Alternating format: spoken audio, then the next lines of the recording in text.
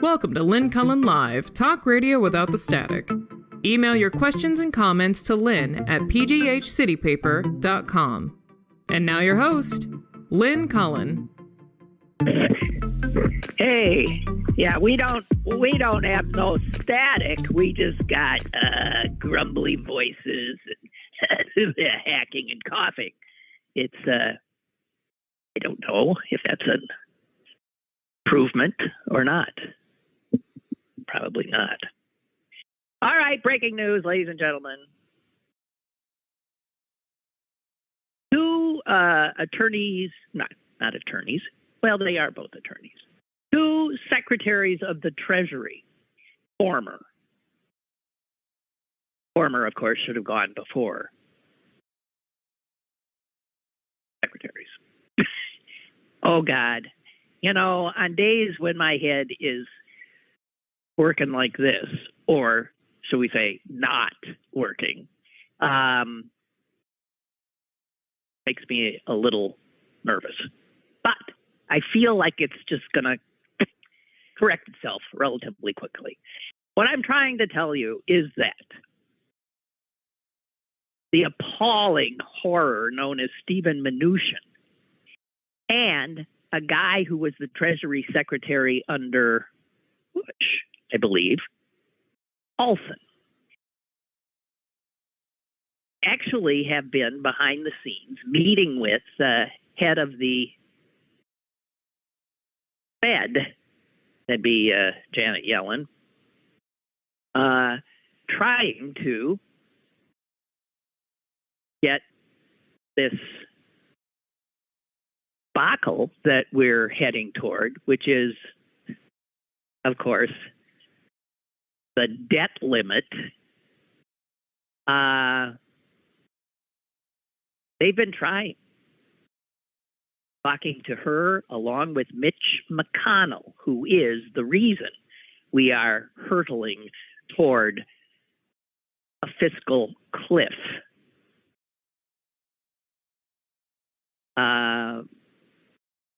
News just broke that didn't work. Headline: former GOP Treasury secretaries tried defusing debt ceiling bomb in private talks with McConnell and Yellen, and they were unsuccessful. You'll be reading a lot about this. It pops up every now and then. Debt ceiling, and then somehow, and there's all, apocalyptic pieces written about if we don't pass the increase, we're going down. Well, all that's happening now again. Unfortunately, this time we're dealing with a Republican minority. Again, Mitch McConnell is the minority leader that refuses to engage. They just sit there. And by their recalcitrance and obstinacy and self-involvement, they actually create a situation in which the global economy is at risk. So let me just, I know, for those of us who are sort of economically, in terms of understanding all this stuff, challenged, let's just make it very clear. The debt ceiling is about paying the debt that has already been accrued by our government. This is the debt, well, most of us know, we certainly do, about accruing debt, and that it has to be paid off, or there are consequences. Not so much if you're the United States of America. However, the debt ceiling is about paying off the debt that is already there. Now, since Republicans have been in control of the government for the prior 4 years, the debt, much of the debt, most of the debt that we're talking about is that which they created with their agenda, including, may I remind people, $1 trillion, God knows how many dollars, little gift to the rich with a huge tax cut. The debt ceiling is not about future spending, which, if you've heard Mitch McConnell at all, he keeps talking about, I'm not going to pay for Biden's outrageous spending. That hasn't been spent. It hasn't even been voted on, his budget, and passed. It's not what we're talking about, Mitch. So just to make clear, debt ceiling is not about future spending, which creates future debt. So Republicans refusing to get on board with what has always been done by them, by us, always, because it's the responsible thing to do. Republicans are actually voting, or not, collapse this economy by refusing to pay for what they already passed. The gall, the unmitigated gall. Headline, U.S. default. This is, by the way, coming up next month. It's like breathing down our necks. A U.S. default, which McConnell is threatening. I ain't going to help you. You go right over. You just drive that right over that cliff. They're doing it, of course, as a political calculation, thinking that everyone will hold Democrats and Biden responsible. Never mind that a default would cost maybe 6 million American jobs, wipe out huge amounts in debt. In wealth. Moody's, the guys who know about this stuff and fiddle with numbers a lot, the chief economist there, the one who came up with these numbers, that this debt ceiling is not raised. We're going to see as many as 6 million jobs wiped out. The unemployment rate surging to 9% from around 5%.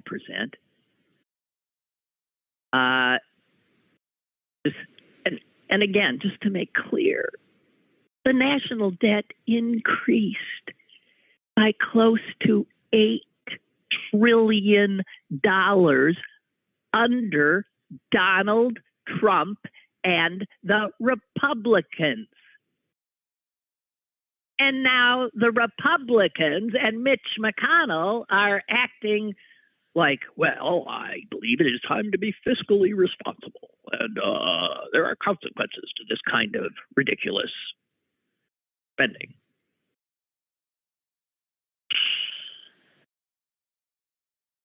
So let me just give you some of what they're saying could happen. The scenario is cataclysmic. The downturn would be comparable to that suffered during the financial crisis of 2008. That's something that, these Treasury secretaries know something about, which is why they have been desperately trying to talk sense to McConnell. Talking sense to McConnell doesn't work. Nothing works with him.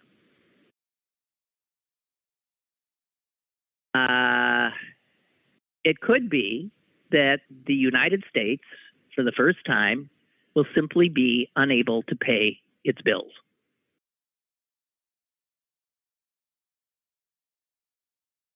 I'm sorry. Did I call Janet Yellen the Fed chair? I'm so mixed up.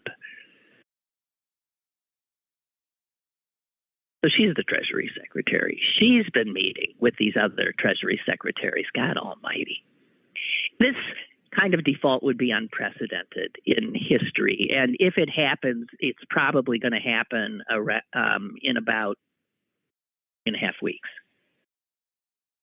I mean, and this is here's the thing. If it happens, if McConnell does what he says he's going to do, the U.S. Treasury is going to have to figure out whether to not pay Americans on Social Security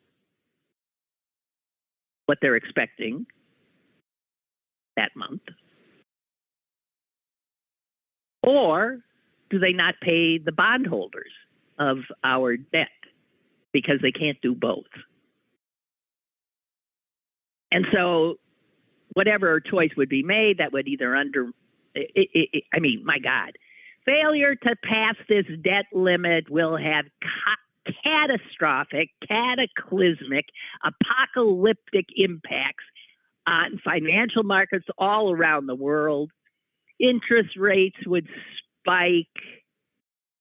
That'd ripple through the economy. Costs on everything would rise for all of us. The value of the dollar would decline. Auto loans, home loans, all that would go up, up, up. Stock prices would go down, down, down.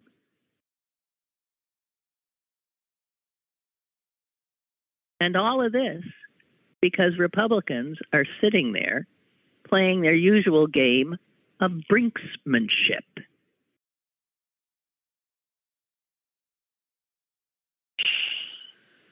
Historically, just again, both parties which have gotten very good at accruing more debt, both parties historically have come together always in the past to ensure that the ceiling gets raised. But things are not as they have ever been before.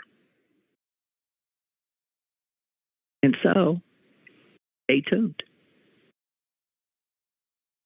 Stay tuned.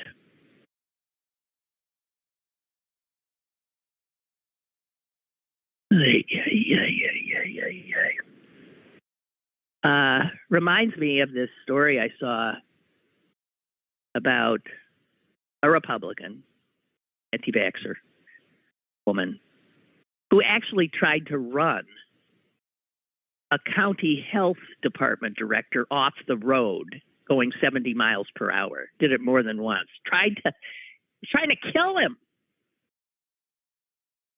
I'm thinking of McConnell trying to take the whole country over a cliff. She's an anti-vaxxer. This anti-vaxxer in Michigan trying to run this poor guy off the road because he was arguing for mandating masks. And he later wrote to the commissioners that he works for. I'll quote him. "There is nothing to be gained by entertaining such people with dialogue. I do not intend to needlessly expose myself or my family to the brute mob hatred. I think it's a grave mistake to unnecessarily give them targets and platforms. There is a sickness in America far more insidious than COVID. I will not participate in witch trials in which the science I've presented and the opinions of legitimate experts is reduced to the same stage as people living in echo chambers of junk science YouTube videos. If you want to fire me or censure me or pass a resolution condemning me, by all means, please proceed. But first, let me share my prayer with you.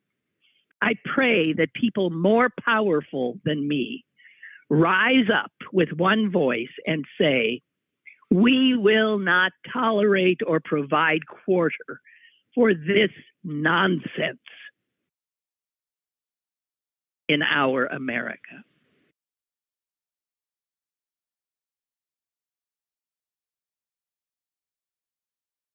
This guy is just one of many people in this position of trying to keep the people in his county healthy during a pandemic, who have been threatened, in this case, in a real attempt on his life.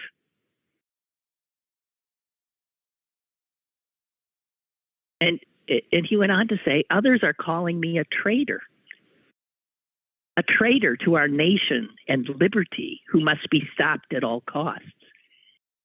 Really? This is in an email he writes. I am the grandson of two World War II heroes, the son and stepson of men who served during Vietnam, and the brother of a soldier who served in Afghanistan. We proudly wave the flag at my house and in my office. No, but that ain't going to get you by anymore. Not these days, not in these times, and not with these Republicans. Oh, dear. All right. So I'm going to stop bashing them, Republicans, for just a little while, although I'm going to introduce to you a guy who will not bash Republicans because he's a true old-fashioned kind of journalist. He's not the type you'll see on CNN or MSNBC giving his opinion. There goes my friggin' phone. He is just the facts, ma'am. I'm going to report the facts. Steven Caruso is the, I think, State House reporter. Do I have that correct? State House reporter for the Capital Star. Is that right? Do I have your title right? I never have titles right. Yeah. I'm the State House reporter. Can you hear me? Yeah. Can you hear me? Yeah. I'm just making sure. The press room, they don't give us the best reception up here. You got my title correct, though. Yay! Well, but you can hear. Okay. Steven Caruso is, as I said, a true journalist, and he's my former producer. I always have to add that. I cannot believe you left the employ of City Paper to go to Harrisburg. I cannot believe it. Never get over it. I miss City Paper every day, and I do miss Pittsburgh. But man, there's just a lot of news up here. So I just think you want to talk about. I guess you want to talk about the Turnpike. Maybe you want to talk about masks. I don't know, is there something big I'm forgetting? I can't recall. I believe so, because you know what? I am staring at a New York Times rather large article about a story that I first read from you, which is the effort by Republicans in Harrisburg, who control things there in the legislature, to, I call it continuing the coup, to start delving into the election of 2020, which Biden won by 80,000 votes here in Pennsylvania. And they're doing this based on all the, bullshit and debunked conspiracy theories. And here we go. Okay, so this has made national news because it just keeps on keeping on. It does. There's basically, where to even start? There's basically this committee. This committee has never really been used for much in the Senate. It's called the Intergovernmental Operations Committee. Usually it just focuses on regulation. Like just says, hey, DEP, you're trying to protect too much groundwater. Don't do that. But now it's been taken and used to try and start this investigation of the 2020 election. Also, technically the 2021 primary, but the big focus is on the 2020 election. And they issued. It's in the rear. I just want to say that what this normally very quiet committee is doing is all of a sudden, in the limelight. What it's really doing is kissing the ass of the former president. Well, I know. So, I'm sorry, Stephen. This is listen to okay. a real journalist then pause. Go ahead. So they issued subpoenas last week, which is why this is really big news. So this is kind of ringing of what happened in Arizona. I think they started theirs back in January or February. But they issued subpoenas for, what was it? All 9 million. So this is something I want to emphasize for your listeners. They probably have read about this. I don't know what the New York Times used. It is 9 million people they're requesting information from. Sometimes you see 7 million. It's 9 million. They've requested every single registered voter's address, name, and voting history, plus driver's license numbers and partial social security. Now, the other thing I will add is that a lot of the information is already public. Like the way campaigns work, like any one of your listeners, I could do it too, you could do it. We could take $20, go to the Department of State and buy most of that information. The big difference is, of course, the identifying information. I'm not saying that to downplay it, but I just think it's important to note that, like, in some ways, like that to me makes the subpoenas even more interesting, that they're issuing a subpoena for something that like any sort of data processor can buy and get. Like, you know, some of that stuff is really like kind of just out there. Like it's how political campaigns operate, is that they know your address. Like, how do you think door knockers know where you live? But then, you know, why would they? So why, Stephen? Then why would they make the big play of subpoenaing? Although we then have to also talk about the fact that the social security number and the driver's license information is the kind of thing that identity theft thieves go after. Yeah. I mean, which is why it's not available. Exactly. So clearly you couldn't buy that. And that's what I was leading into. So, you know, I had the same question because I'm looking at a lot of the information they requested, and most of it could be gotten by a public means. You could file right to knows or buy it. But, you know, the partial social securities and driver's license numbers raise a lot of privacy red flags. And Senator Chris Dush, who's the lady in the committee, said at the meeting last week that, let me see if I can pull up the exact quote, that there have been questions around the validity of people who have voted, whether or not they exist. We're not responding to proven allegations. We are investigating the allegations. Dush was asked afterwards by the press corps what he meant by that, and he referred to, tell me if you guys have heard this one, unopened but sworn affidavits that claim there was voter fraud in Pennsylvania that I believe were gathered by the state Republican Party. You know, what these are sworn affidavits that the Trump campaign claims they had, that they didn't bring up in their dozens of court cases. So we're kind of going off of the same thing that we've been going off of. Steven, you know why they never brought it up in the past?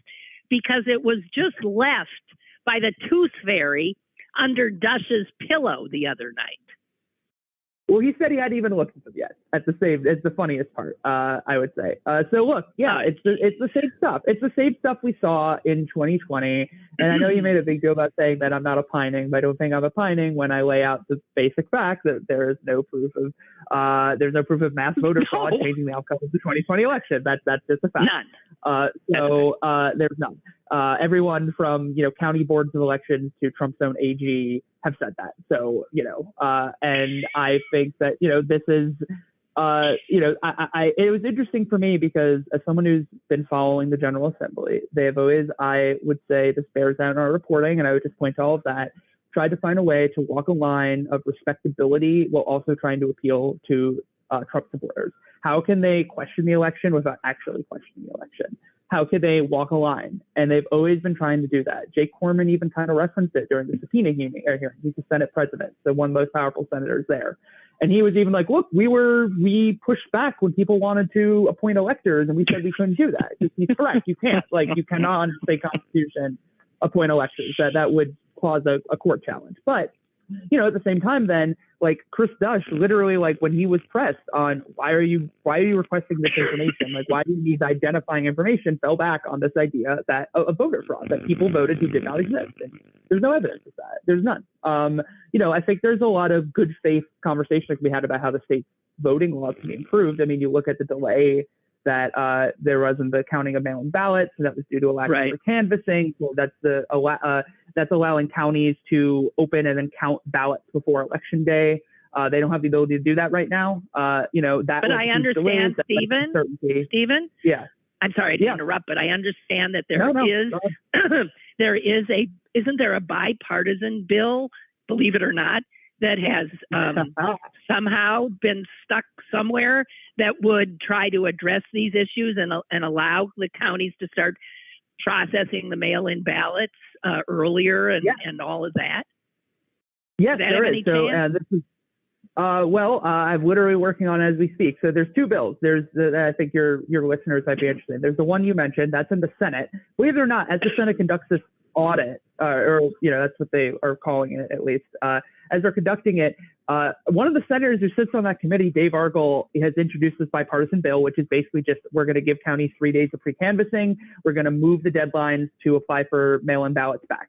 That's pretty much all counties have wanted. That's like it. And there are people who are going to, I think, rightfully be concerned about moving the deadline to apply for mail-in ballots back. But counties have just said, as is right now with how tight the deadlines are, quote, there's basically a week between when you can last apply for a mail-in ballot and election day. And with postal delays and all the issues that I'm sure your listeners might have seen, they're just we cannot guarantee that if you apply on that last day, we get your application and we get you a ballot back before election day. So that would disenfranchise someone, which is usually their point. Either way, you know what I mean? So basically, there is this small targeted bill. It's probably 11 to 12 pages. I was just talking to Lycoming County's election director about it, and they feel really good about that. County election officials want that bill to pass because that addresses everything they've been asking for since April of 2020.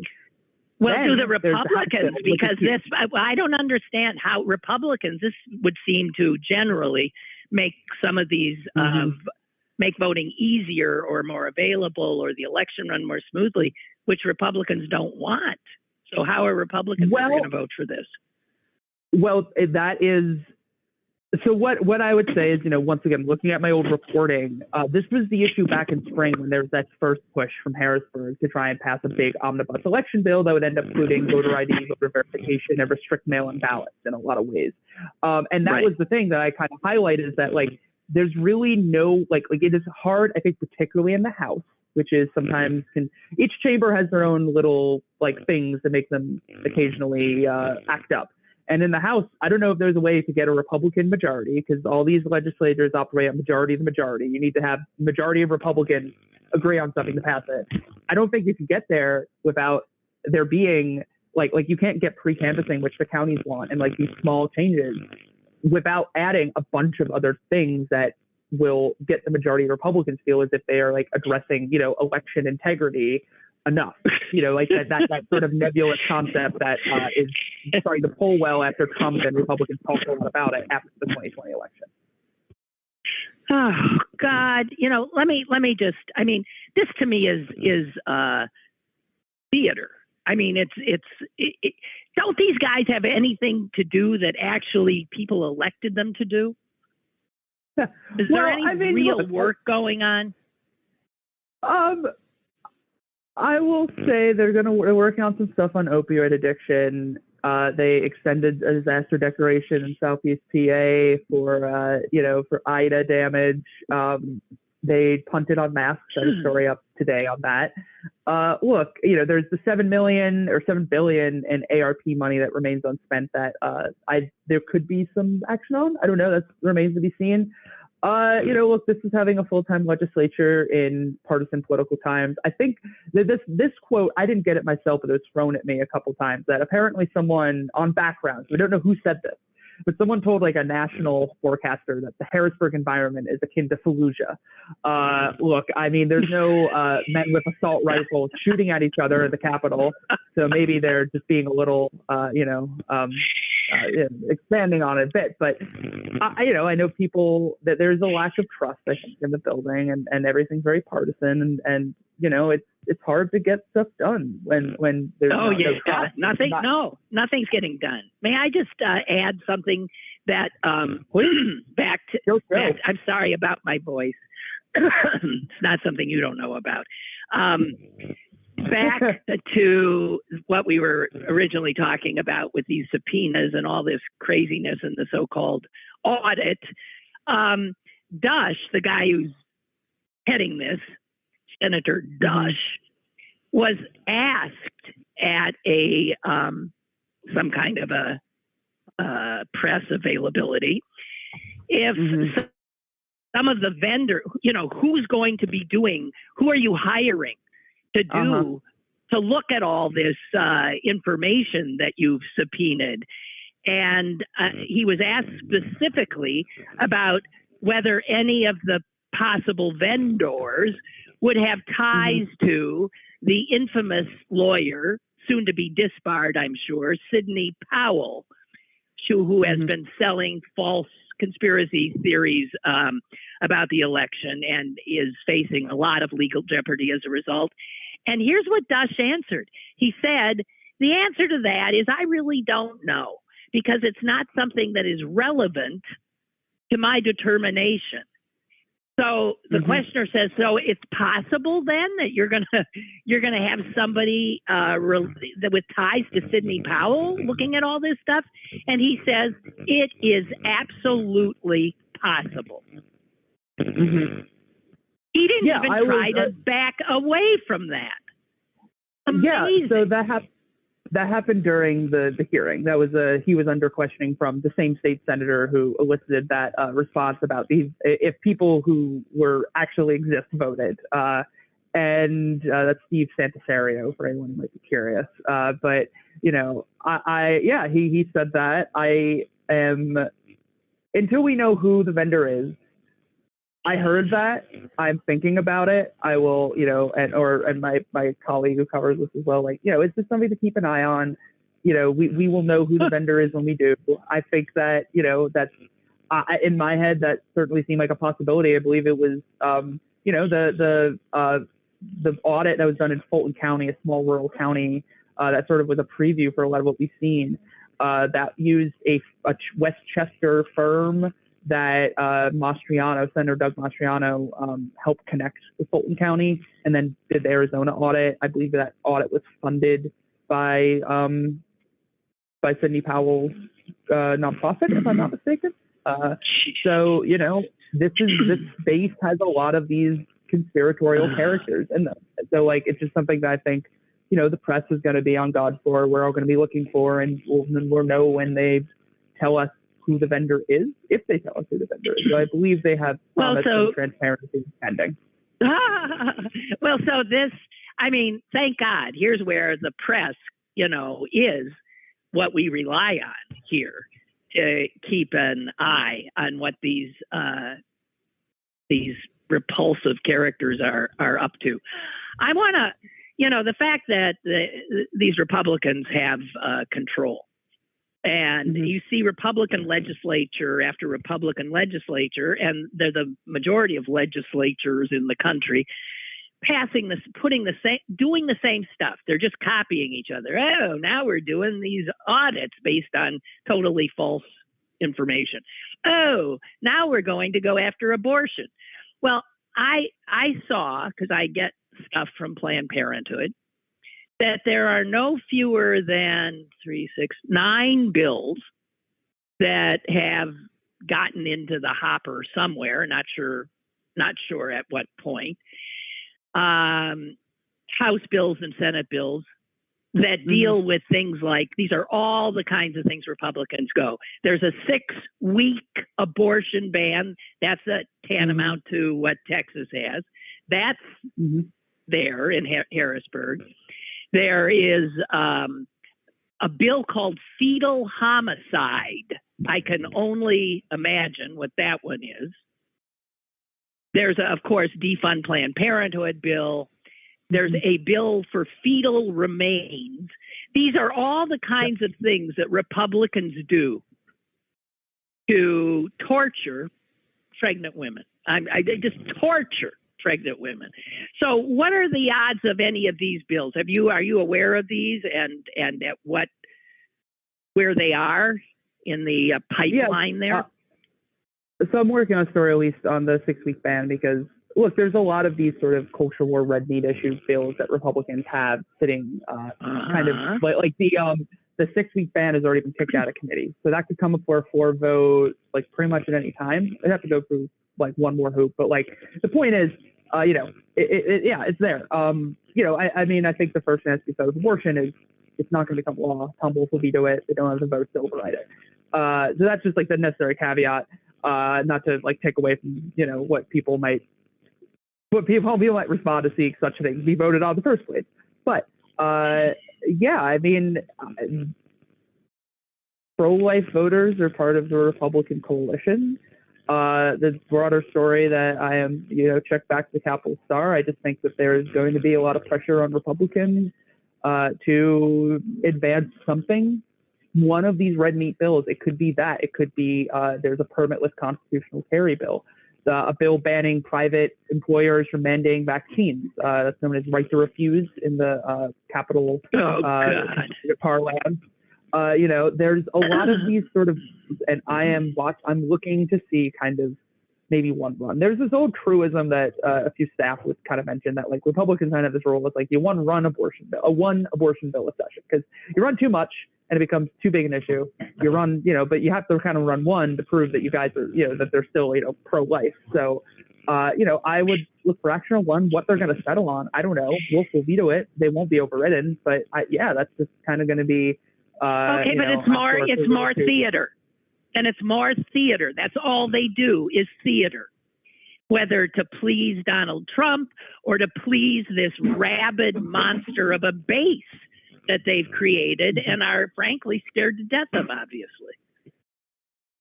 The only thing I would say is that, there's it is, what there is a desire for is to put these votes up, because the whole way a legislature works is you kind of want to prevent votes. The rules are set up in a way that you kind of you're not just able to call up votes on whatever you want all the time. Leadership's very pick and chooses their battles. So I guess I'm just saying this because, what activists want too. I mean, this would be happening with progressive causes as well. You want to vote because it's just hard to get that vote. And then people have to say yes or no on your chosen policy. And then you know where they actually stand, because it's so hard to nail down what lawmakers actually think in a lot of cases. I think I could say that without sounding biased, that, sometimes politicians don't want to answer my questions. That's a shocker.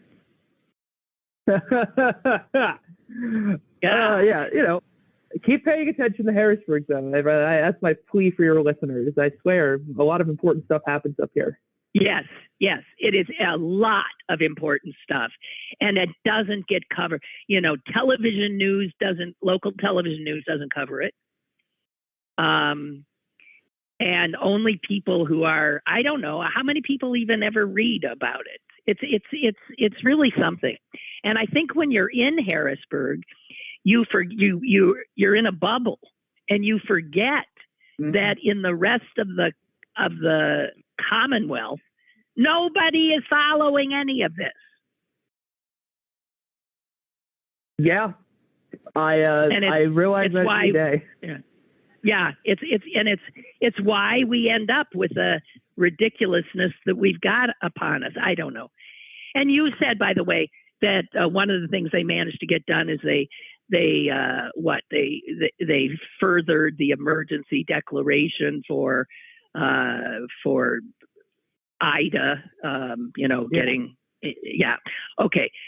That is not something that a year ago the legislature would have had anything to do with. Am I correct?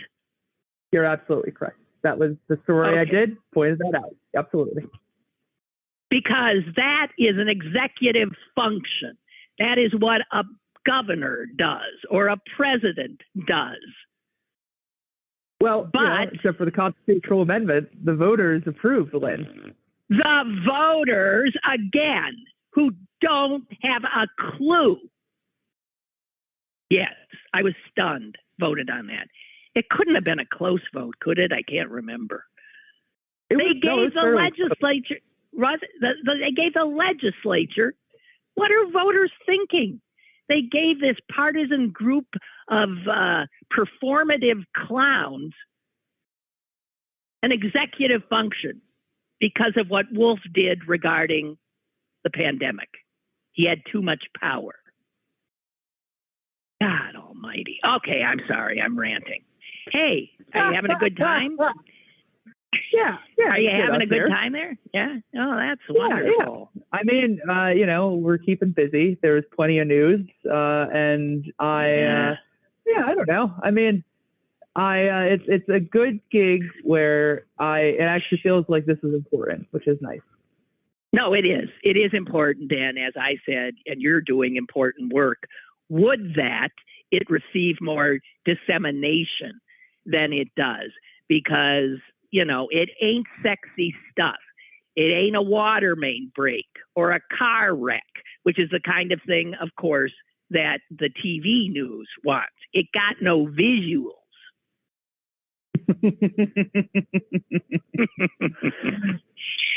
Oh dear. Okay. Well, listen. There's so much going on, and we're heading in. I can't imagine the next election with Shapiro in running and Fetterman and Lamb and all of that. And is that sort of outside where does that get outside of your bailiwick? No, I'm covering the governor's race mostly. I mean, that's what I'm going to have the most firsthand knowledge of. So I don't know what you're talking about. Josh Shapiro hasn't announced yet, Lynn. Oh, come on.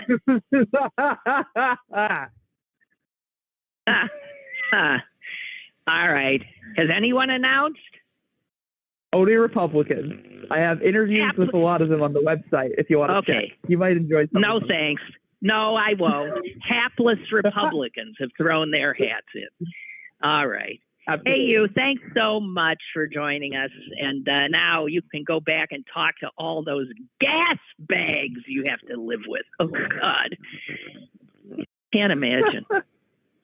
I mean, I can't imagine. I promise you, they're sometimes quite enjoyable people to talk to. But on that note, thank you for having me, Lynn. I appreciate it. Yeah. My best to you, Steven. Bye. Bye. Bye-bye. Oh, God. I don't know. I would kill myself. I would kill myself if actually, when I first started my journalism career in television, was in Wisconsin. And I lived in Madison, which is like Harrisburg. It's the capital. And so we covered that capital a lot. And I so hated it. I can't believe I ended up still having to pay attention to it. Dang it. All right. Okay, guys, here. What do I have? Oh, I saw a quote from John Meacham, the historian, which fits into my dark view. And he said that America right now is in a place that it has not been since pre-Civil War, which, of course, is a little daunting because it suggests that we are again in a pre-Civil War period. I would argue the war's been going on forever. It's just obvious now. And he said it is unprecedented except for that, which takes us back to the 1850s. So he says, and I use, this is Meacham's words, I use that analogy very, very advisably because we know how the 1850s ended. They ended in bloodshed. They ended in cataclysm. And I am not predicting armed conflict here, he says, but I do think we have to take a pretty deep breath and think about what's genuinely at stake. And then he goes off on the fact that we are essentially devolving into a totally tribal culture that is in fact at war. The tribes don't trust each other at all, don't recognize each other really at all, are unwilling to get together to see a greater good, to see a commonality of purpose anywhere. And he says, and here's the part that I think he's absolutely right, although he, at the end, tries to, make it a little slightly less horrific. He says, this is on us. This is on the people. Because democracies are counterintuitive. And Here's what he means. And here's why democracies, and here's why China and Russia and all the other autocracies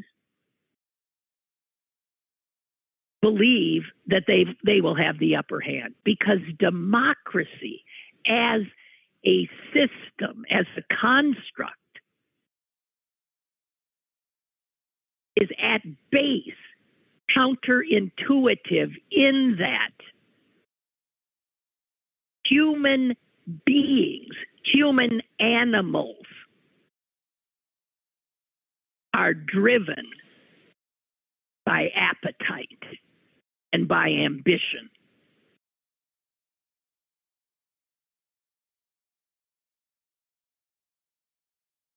And democracy, let's meet him again, is about seeing each other not as rivals, but as neighbors. And we do not see each other as neighbors in America.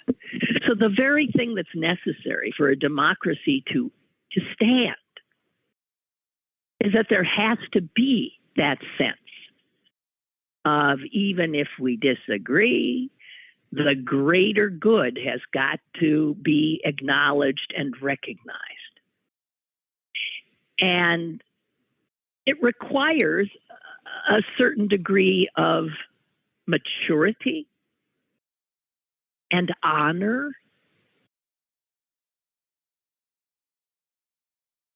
and there's not enough evidence that enough Americans are capable of upholding a democracy. I mean, we have one of the major parties, the Republican Party, actually,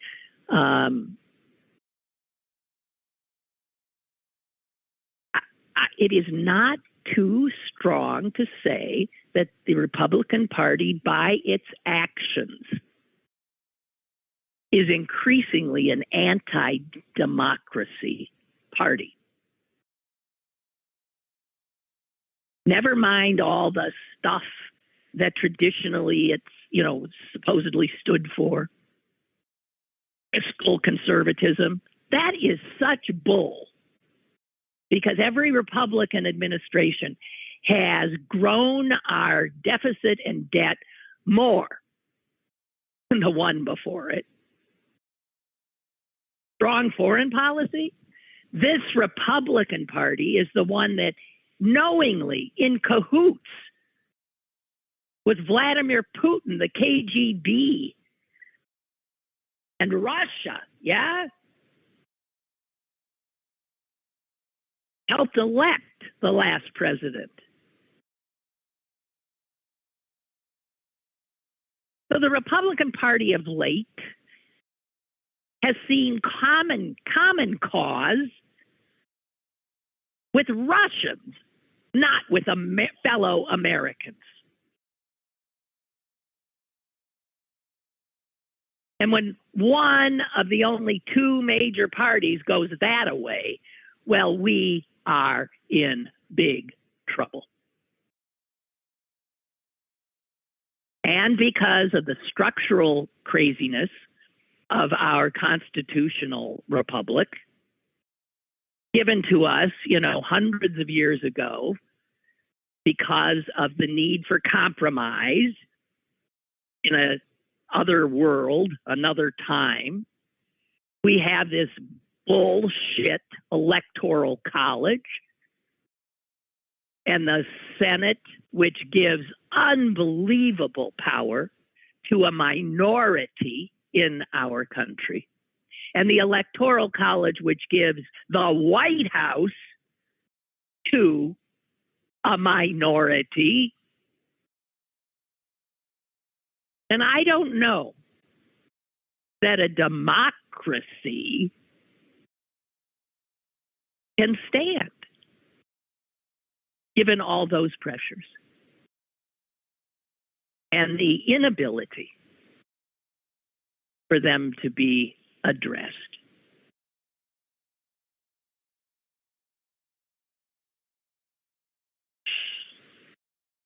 Oh. Hey, here's something exciting. If you live in, I'm changing the subject.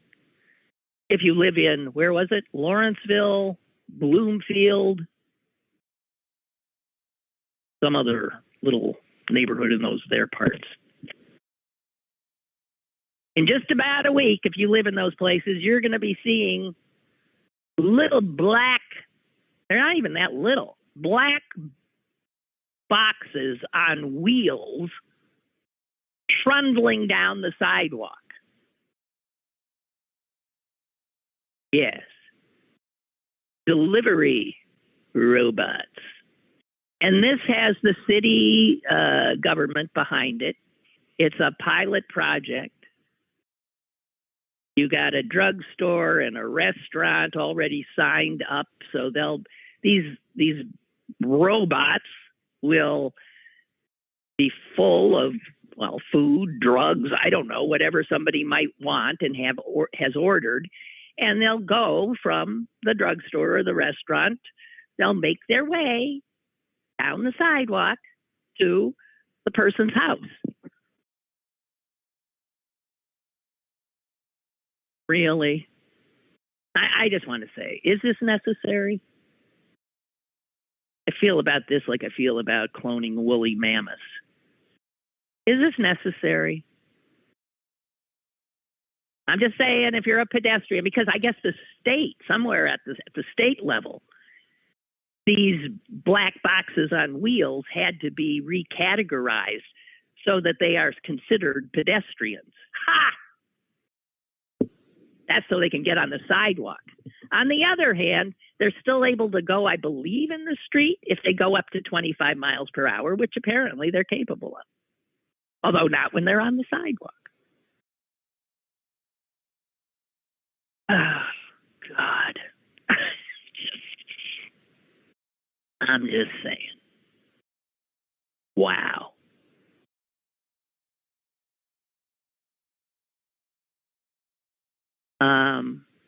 There was a sort of interesting talk about inside the bubble.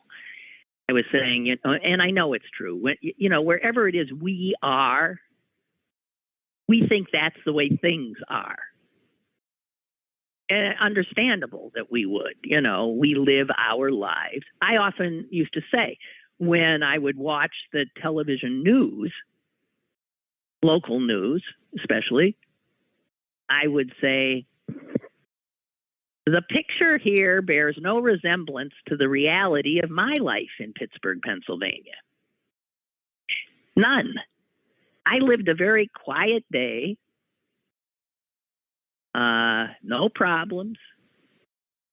And yet, if you look night after night at what is presented in media, it is, it's a horror show. And so we do tend to think that wherever it is we are is, or what's in our lives is the way pretty much life goes. And we're wrong. We'll always be wrong when we think that, no matter where we are. And I think especially for the elites of America, and they constitute, think about it, the people who decide what news is, the media, those are elites. The heads of corporate reality, the people who have money and means, they are the ones who tell the story, right? And the way that I saw a piece that so put into, I'm trying to find it here because for some reason it won't come up on my computer.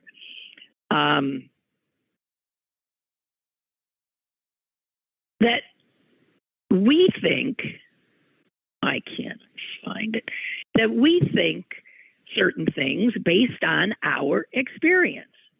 Can't find it, but here's as much as I remember. During this pandemic, when so many of us hunkered down, right, in our homes, there was a sense that everyone was hunkered down in their homes. And someone writing in The Atlantic actually went to find out what percentage of Americans during this pandemic, especially in those early, those first terrifying 6, 7, 8 months, what percentage were working at home? I mean, think of all the stories you saw. The beleaguered moms and dads and children all over the place and trying to figure out how to do this, be a teacher, be a employer, be an employee, be all these things, besides being scared to death about the pandemic. So when people were asked, what percentage of Americans do you think worked from home during the pandemic? When asked, people in relatively, white collar jobs, right? They thought the number was like 55%, 50%, maybe even higher. The only people who were really out there were those poor frontline workers that had to be. And the assumption by folks like me was that everybody else was at home. And the number, it turns out, of people who worked at home, and maybe still are working at home, the percentage in America was 21%.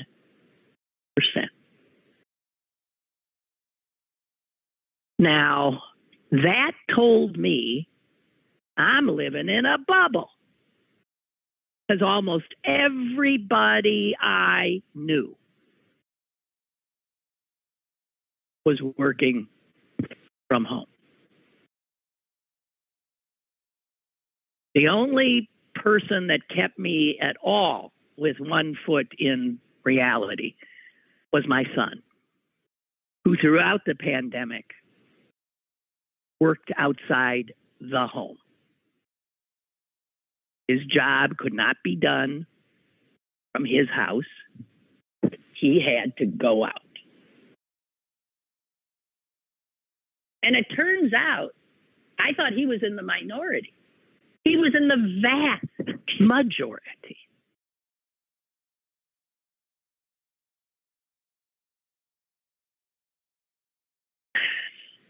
And I don't know. It's really stuck with me. And I'm so sorry I can't access the article because there's more like numbers in it. But I think I have that percentage right. And I doubt that many people thought that the number was that low. But that's not true. That's just people like me. So this reminder, and boy, we should have these reminders constantly, that the sense we have of the world is so ridiculously myopic and narrow and has only to do with our own set of circumstances. But what's dangerous about this, again, is that because there is one group that tells the story, media, and they are overwhelmingly always living in a bubble, always. And in that respect, divorced from the very people they supposedly are telling us about. You know, I think generally a journalist, if you stop and think of how Trump and Trumpers were covered for the last God knows how many years now. When the New York Times, the Washington Post, or some network wanted to hear from real America, they had this cartoon image. Where do they go? They go to a truck stop. They go to a diner. And they don't have a clue. They have this cartoon image in their heads. When they want to talk to a real American, do they ever talk to a black person? No, it's always got to be a white person. And usually a conservative white person. I don't think the story and the view we get from media is often correct because the people who are telling us are often clueless. They're smart. They can write a story. But they're operating from that bias that we all do operate from, which is my life is the norm. I don't know. I'm just thinking out loud. All right, guys, I think that's it of me thinking out loud. At least I'm thinking better than I was at the beginning, although my voice didn't get much better. So thank you for being there, if in fact you were. And I'll see you all tomorrow, okay? Have a good one.